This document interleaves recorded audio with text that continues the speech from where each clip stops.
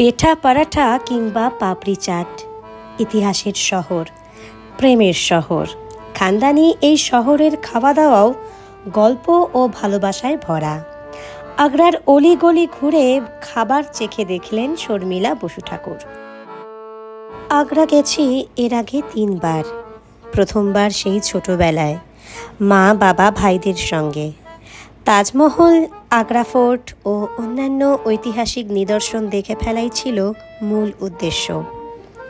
তাজমহলকে সাক্ষী রেখে সপরিবার ছবি আজও অ্যালবামে জ্বলজ্বল করছে।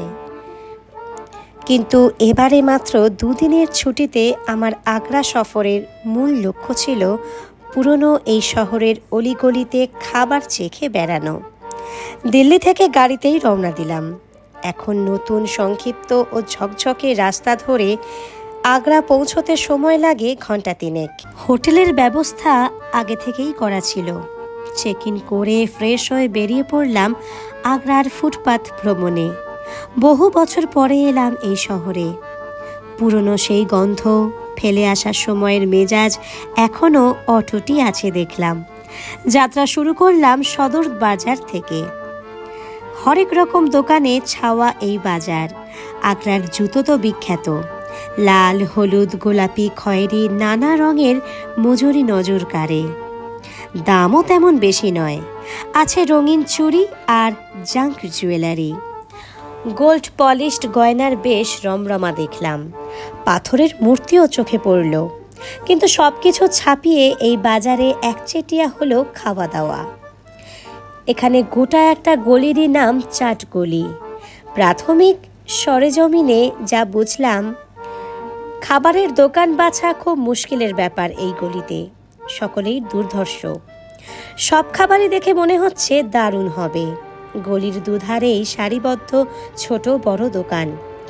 থরে থরে সাজানো ফুচকা, পাপড়ি, ভেল, পাও, বাদামি রঙা তেঁতুলের কাত, সবুজ রঙা পুদিনা ধনে পাতার চাটনি, সাদা ম্যাজেন্টার কম্বিনেশনে মিহি কুচনো পেঁয়াজ, উজ্জ্বল হলুদ স্পঞ্জি ডালের ভাপানো টুকরো, সব মিলিয়ে আর্টিস্টের রঙিন প্যালেট। একপাশে রাখা পেল্লায় তাওয়া, লম্বা খুন্তি, ঘি আর সাদা তেলের ডাব্বা। চারপাশে এই বিশাল সম্ভার সাজিয়ে শিল্পী তার দক্ষ হাতে তুরন্ত গতিতে অনায়াস সাবলীলতায় খদ্দেরের চাহিদা অনুযায়ী বানিয়ে চলেছেন পাপড়ি চাট, ভেলপুরি, ফুচকা, দহি ভাল্লা, চিলা, আরও কত কি। আগ্রা চাট ভান্ডার, অগ্রবাল চাট হাউস, আরও কত নাম। লাল হলুদ বোর্ডে বড় বড় হরফে লেখা সব নাম। বোর্ডে মেনুও লেখা আছে, পাশে দাম। অতি উৎসাহে একটু তাড়াতাড়ি পৌঁছে গেছিলাম চাটকলিতে। সকালের ঘুম ভাঙা জড়তা তখনও পুরোপুরি কাটেনি সদর বাজারের। ধীরে সুস্থে দোকান সাজাতে শুরু করছেন দোকানিরা। তা হোক, আমার তো কোনো তাড়া নেই। ঘুরে ঘুরে দেখতে থাকলাম। ধীরে ধীরে কেমন জেগে উঠছে এই খাবারের গলি। ঘণ্টাখানেকের মধ্যে সম্পূর্ণ বদলে গেল গলির চেহারা। হাঁক ডাক, ক্রেতাদের ভিড়, বাচ্চাদের ছুটোছুটি, সব মিলিয়ে বেশ জমজমাট চাট গলি। সত্যি কথা বলতে কি, আমি খুব একটা ফুচকা বা চাটের ভক্ত নই। কিন্তু সে হেন আমারও জিভে জল এসে গেল খাবারের নিছক দর্শনেই। পনির চিলার অর্ডার দিলাম। মুগ ডালের চিলা, ভেতরে পনির দেওয়া। বিশ্বাস করুন, এত ভালো চিলা আমি এর আগে কখনো খাইনি। আগ্রাতে দুধের জিনিসের খুব সুনাম, তাই পনিরে খাঁটি ননির গন্ধ পেলাম বহুদিন পরে। পনির দেওয়ার ব্যাপারেও এরা দরাজ। ভরপুর পনিরের ঠাসা বাদামি রঙা মুচমুচে চিলা মুখে দেওয়া মাত্র আপনার সাতকুঁড়ির সাদর আমন্ত্রণ অবশ্যম্ভাবী। খেতে খেতে বুঝলাম এই চিলার প্রাণভ্রমর ভিতর ও বাহিরের বৈপরীত্য। মুচমুচে খোলসের ভিতর নরম লাজুক পেলক পনির, সঙ্গে ওপরে লঙ্কা গুঁড়ো ছেটানো ঘন দই আর পুদিনার চাটনির জবরদস্ত স্বাদ সঙ্গত। দ্বিতীয় চিলার অর্ডার না দেওয়া পাপ মনে হলো। 1 প্লেট চিলার দাম মাত্র 40 টাকা। এখানকার ফুচকার জলের কারিকুরি অসাধারণ। ঘন তেঁতুলের কাথেই এর বৈশিষ্ট্য। গলিতে ঘুরতে ঘুরতে হঠাৎই চোখ গেল একটি স্টলের বোর্ডে। বড় বড় হরফে লেখা মোমো, মূর্তিমান রসভঙ্গ যাকে বলে আর কি। নবাবের দেশে কাবাব খাবো না? হাঁটতে হাঁটতে চললাম মামা চিকেন ওরফে মামা ফ্র্যাঙ্কির উদ্দেশ্যে। সদর বাজারেরই আর একদিকে বাবা ছেলের এই দোকান। গান বাজনা আর কম বয়সীদের ভিড়ে ঠাসা এই কাবাবের আস্তানা আগ্রার ভোজনবিলাসীদের বেজায় প্রিয়।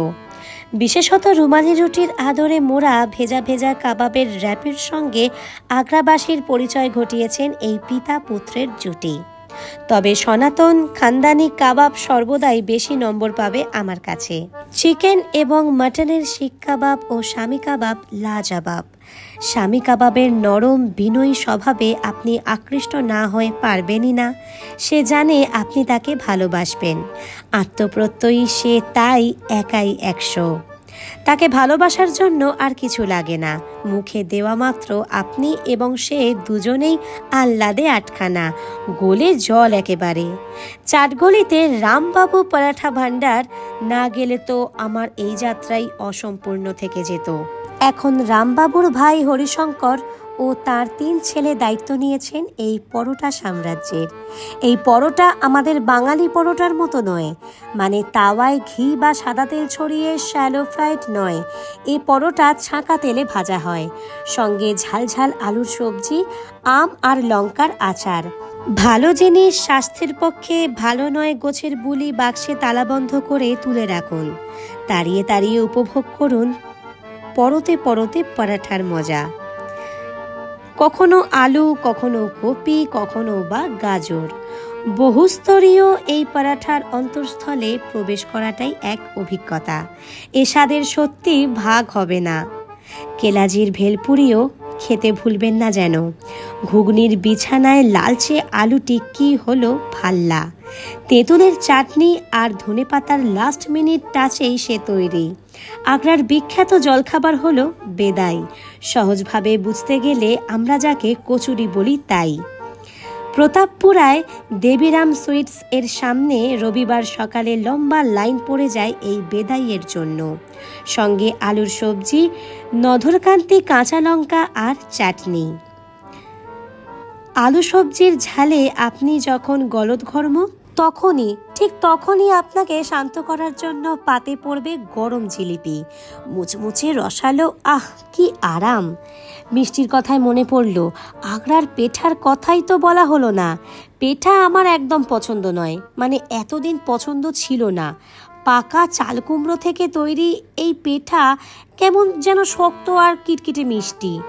আগ্রা শহরের খাওয়া দাওয়া চাকতে গিয়েই আবিষ্কার করলাম, পেঠার সঠিক স্বভাব চরিত্র না জেনে তাকে দুচ্ছাই করাটা আমার অন্যায় হয়েছে। আসলে 2 রকম পেঠা হয়, শুকনো এবং রসালো। রসালো পেঠার ভেজা ভাবের কনসিস্টেন্সিতেই এর মাহাত্ম্য। এবং সৌরভেও পেঠা নানাবিধ, জাফরান, পান, গোলাপ, হরেক রকম ফ্লেভারে ভরা, বাদাম পেস্তায় সুসজ্জিত। রসালো পেঠার রসে একবার যে মজেছে সেই জানে এর মায়াবী মন্ত্র। এই মায়ায় বশ হবে যে কোনো হৃদয়, হতেই হবে। এ যে প্রেমের শহর।